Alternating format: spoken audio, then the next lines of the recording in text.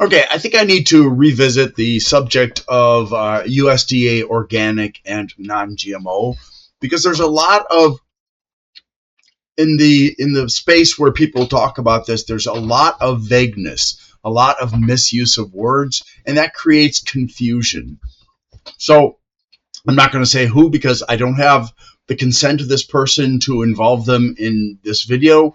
So I'm not going to tell you who they are. And I also don't want them to feel embarrassed. But they were talking about a particular product, and they felt that the product was not completely organic because the and this is a type of produce that it was larger than they expected it to be for an organic product.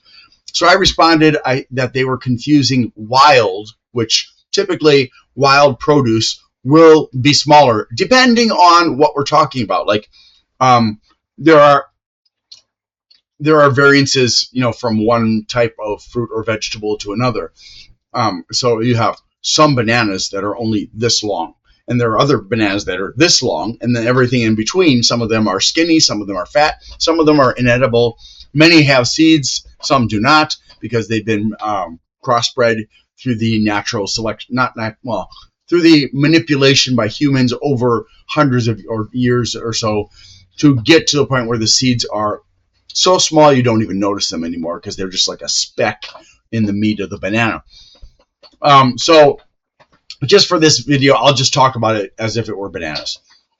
But bananas aren't exactly the best example because there are so many different kinds of bananas. But just, keep that in mind, okay?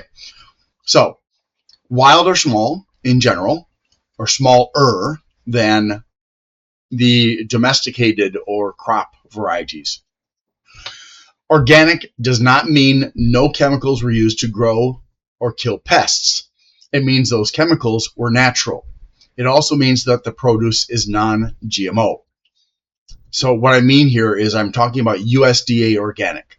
So if there's a label saying this product is organic, but it doesn't say USDA organic, then there's no guarantee that it's non-GMO. But if it does say USDA organic, then it's guaranteed non-GMO. It has been verified in some way or other by some kind of certified organization.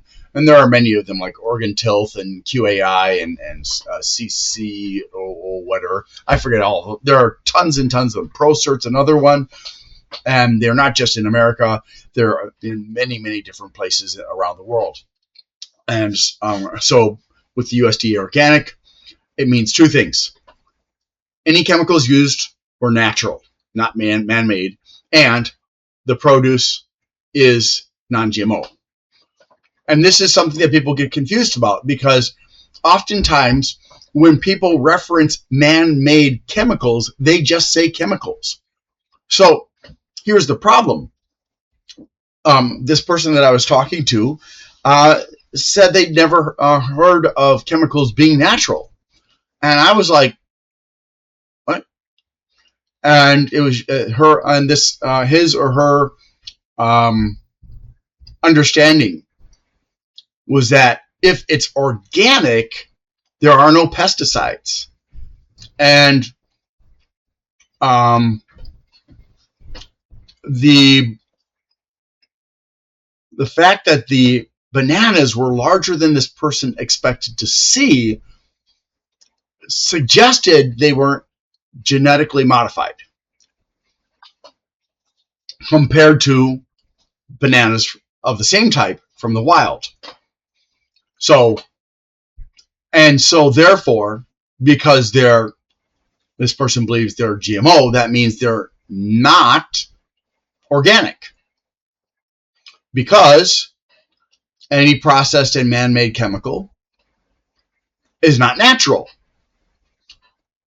So now, depending on how we look at the meaning of natural, that can be completely true or partially true. So if you make your own through some kind of chemical process, if you make a chemical, a compound, and it is exactly the same as the naturally occurring compound, it is in effect natural, even though it was man-made. But for the sake of clarity of the source, it's better to say it was man-made. The problem we have, and we have multiple problems here. One is confusion over GMO versus non-GMO. Two is the confusion versus traditional GM methods that have spanned back hundreds of years to the modern ones where the DNA is actually being modified. Three, the confusion between the difference of organic and GMO, and that they're not the same thing. They're not connected to each other except for by the label of USDA organic. And then the confusion about why a product that is larger than wild product would not necessarily be GMO. And there are probably some others that I missed there. But so, and then they pointed out that how our food is labeled is deceiving, and I absolutely agree with that statement. Our food labeling is both confusing and in certain ways is deceptive, because there are things that are not indicated on the labels that should be indicated, and then there are other things that are not focused on. What has to be labeled as by law as an allergen within the food doesn't include every allergen out there, and it certainly doesn't include things like meat and lard and margarine, for that matter. Those are all things that are bad for health. Coconut oil is bad for health. Palm oil is bad for health. Maltodextrin is bad for health. And there's a long list. All the sugars, they're all bad for health. Even honey and agave syrup. Okay. So what I want you to understand is, number one, everything is made of chemicals. My shirt, my glasses, the lenses, my beard, my skin, my guts, the computer that I'm using to record this, the device that you're using to watch it. Everything is made of chemicals. When you breathe in, you're breathing in chemicals. Oxygen, nitrogen, and hydrogen, and so on. When you breathe out, you're breathing out chemicals, a mixture of oxygen and carbon dioxide and other things as well. And when you drink water, you're taking in H2O. That is a chemical compound, plus whatever minerals and maybe other things that are in here, like fecal matter, urine, tiny little bacteria and other insects, and water creatures. You could be getting all kinds of things. I've got a water filter because my water here doesn't taste good. When I lived elsewhere, my water tasted fine from the faucet, but here it doesn't taste good, unfortunately. So everything, unless you're out in the void of space where there's an absence of chemicals, there's just this empty space. You are constantly surrounded by chemicals, and you are chemicals, some of which are natural, others of which have been made by humans.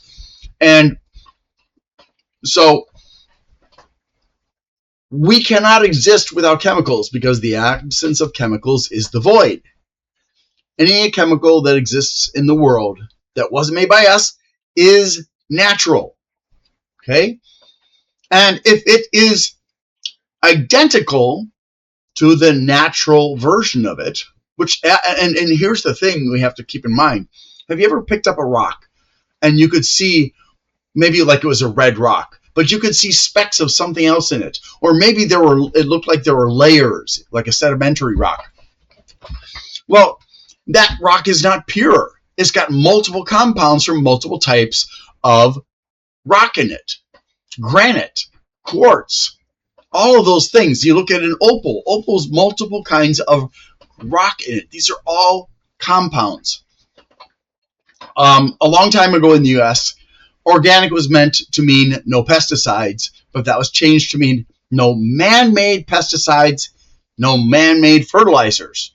And they included the label of non-GMO because there was a lot of protest from the public about genetically modified produce. So they changed it to include non-GMO by default. So it was, it's just a switcheroo. Fruits and vegetables grow larger than in the wild because of the absence of competition. That's why larger bananas look to people who've lived in places where there's radioactivity, like in the Fukushima plant, Chernobyl, the 3 Mile Island. You may find produce that's unnaturally large. And the thing of it is, those things where they've grown in the area of radiation, they are mutants. But somebody sees the same produce, same bananas, in somewhere else, far, far away, where there are no problems with radiation. They say, "Oh, look how big this banana is. The bananas where I'm from are like this big. The bananas from 3 Mile Island are this big, and your bananas are this big. So clearly they are GMO." That's not true. That is not true. You can't just put things together because there's some kind of a vague similarity. Just because one's bigger than the other doesn't make it less natural. It may have been grown in an environment where there wasn't competition. It may have been grown in an optimal environment for the plants that it comes from. So the banana tree, which, by the way, you don't actually need seeds for a banana tree. You can take the root ball of the banana and chop it into pieces, and it'll start growing. Each of those pieces will start growing. I did it by accident. I didn't know that would happen. I had a banana tree I wanted to get rid of because it was sick, and I got rid of the whole all of it, and except for the root ball was sitting there, and it started growing. And I was like, "What the heck?" So I chopped it into pieces, and the pieces started growing. But anyways, man-made? No, it wasn't man-made. It was a natural banana tree. That was when I was living in Indonesia. So these people who lived in irradiated areas, when they see a larger than normal product like a banana, they think that it's irradiated or genetically modified, and that's not necessarily the case. Yes, many of the things we eat, GMO and non-GMO, are actually the result of genetic modification. That's mostly the slow crossbreeding, splicing, etc., varieties that we were taught about in science class to make the produce change. No seeds in bananas and grapes, for example. That's been going on for hundreds of years. So you take a root ball of a particular kind of a vegetable, and then you take the scrawny celery plant and graft them together, and you get this massive bunch of celery. Celery doesn't naturally look that way. Trust me, I tried. I took some celery that I had, and it still had a little bit of roots sticking off the bottom. I put it in water and waited. It became scrawny because it didn't have that root ball that had originally been grafted onto. So find a wild banana plant and get some of the bananas or the root, the ball, or if you now there are still bananas out there that actually still have the seeds. The seeds are about the size of a small pea. If you can get some of those, grow them and leave that wild plant alone. Don't destroy it, but just get enough from that wild banana tree to grow in a controlled environment another banana tree, or 2 or 3 or 4, and space them out enough so they're not competing with each other for the same resources, and make sure you're giving them all natural chemicals, natural fertilizer, not pure urea, and natural pesticides, and so on and so forth. And what will happen is that they will be bigger. They will produce bigger fruit. They will thrive. So when you have a plant that is in the midst of many other kinds of plants, not to mention pests and human activity, that plant is going to struggle to produce its fruit or vegetable and survive in that environment. But when you take that plant and put it in a situation where there is no competition, no pests, and the only thing humans are doing is giving it the care it needs to reach its full potential, you'll get better quality produce. And that's why greenhouses and hydroponics are so successful, because they can produce larger produce than in a tightly packed farm, or let alone in the wild. So let's see. So in other words, larger doesn't necessarily mean GMO, although there are products that are larger through traditional and or genetic modification. I would be more concerned about the use of pesticides and purified fertilizer like urea, which cause the nutritional profile of the produce to be deficient in things they'd otherwise have, which also affects flavor. Same thing happens when you have a fish farm. If you're feeding the fish what they would naturally eat in the wild, they will be healthy, robust, large, and the flesh will be very tasty, and it will have a longer shelf life, so to speak. But if you get fish from a fish farm where they've been using man-made chemicals, as in food, they will have blood that is thinner, more likely to get diseased, a bad flavor. Often it's a muddy flavor from what I've experienced anyways. It will rot more rapidly, and so on and so forth, because they're not thriving and they're not getting the full nutrient palette that they need to do well. And I've experienced this, especially when I lived in Indonesia, but also here in America when I bought farm-raised fish. It often does not taste good. Like in Indonesia, one of the major fishes that are eaten a lot in Indonesia is the giant gourami. And they often grow these in fish farms. And they're fed, some of them feed them natural foods, and others will feed them man-made foods. And the ones that are man-made will taste like, I don't know if you've ever had like a catfish, and it has this kind of muddy flavor to it. That's what it tastes. And the only way to get rid of that flavor is to either overpower that flavor with spices, which is not so easy, or cook it in a way that destroys the source of the flavor, such as frying, which is not good for health. So yes, you get a better tasting fish, but it's not as good for you in terms of nutrition. And I just want to go back to what I just said before about the use of pesticides and purified fertilizers. The truth is, there are natural pesticides out there that are as dangerous as or more dangerous than the ones that are man-made. Okay? So the fact that something is organic does not necessarily mean it's going to be better for you. So you still need to wash your fruits and vegetables, whether they're organic or not, unless it says specifically that it was grown without pesticides and it was grown with natural fertilizers. Like, in Indonesia, oftentimes the fertilizer they use is composted goat poop because it's a nutrient-rich source. And here and in some other countries, there's a natural kind of process they use for raising animals that also makes sure the animals have high quality food. And that is like at Polyface Farms, for example. What they'll do is they will rope off a plot of land that's big enough to feed their cattle.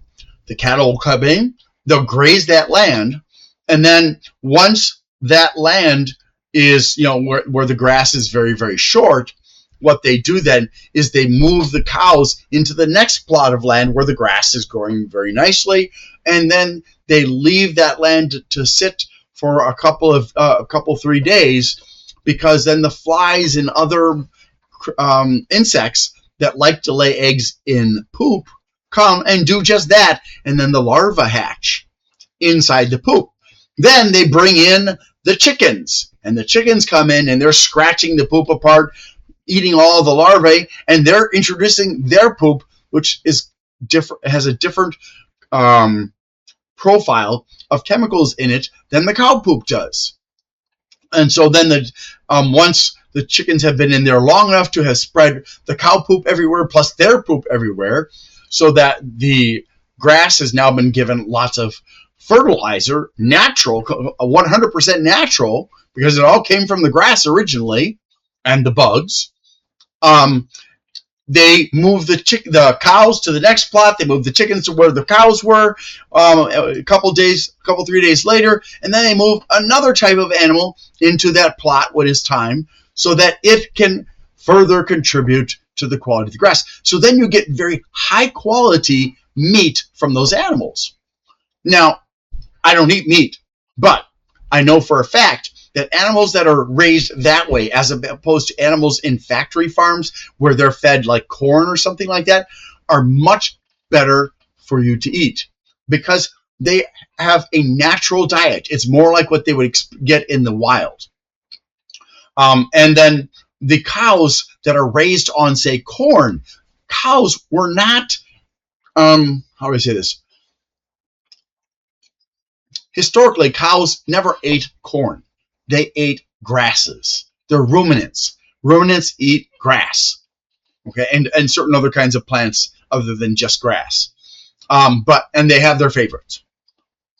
And because they had access in the wild to all of those different kinds of plants, fresh ones, not old hay that's been bundled and sitting for months, fresh grass, fresh hay, fresh straw, fresh whatever, they have a very complete nutritional profile as a food source for other animals.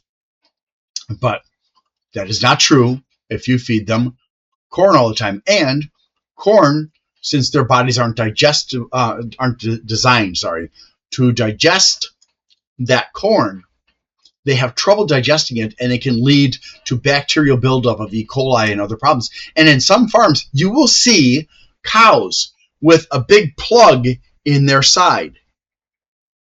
I mean, literally, it looks like there's this big rubber plug stuck to their side. But actually, if you grab that plug and pull, it opens up, and there's a hole, literally, in the side of the cow, because that cow has been having so much trouble that they have that portal, I guess you could call it, to deal with the problem. Now, I don't know, if you realize this, but that means they're pumping that cow full of antibiotics all the time.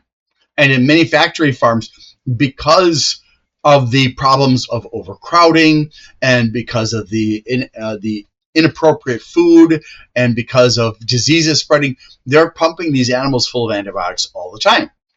And that is bad because that antibiotic goes from these animals, if it's not delivered routinely and in the correct amounts, the bacteria develop resistance, and then they escape the farm and get out into the rest of the area, and then you have multi-drug resistant bacteria because of these factory farms.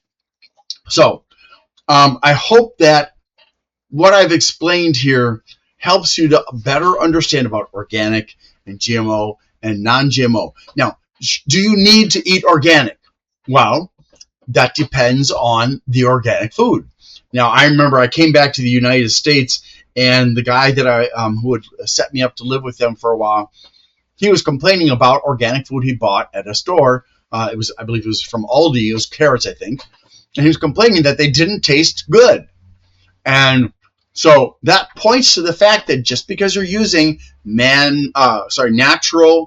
pesticides and natural fertilizers, if you're using the wrong things, you're still going to affect the flavor profile of the food and the nutritional profile of the food. So it's not going to be enjoyable. Naturally raised produce tastes better. So is it better to eat organic? Well, not really, because that just means they're using natural chemicals instead of man-made chemicals.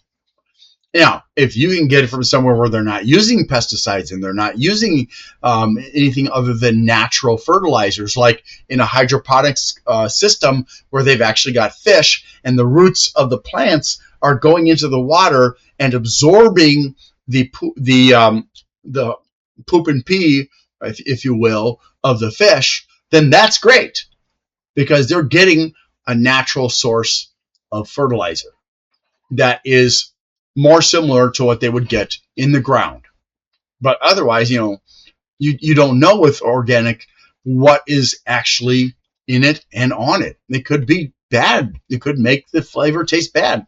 So keep all of this in mind, and please understand, the world is full of chemicals. We are full of chemicals. Chemicals are not this thing that were made by humans. Chemicals existed long before humans came around. Okay? Thank you for watching, and I hope you have a great day.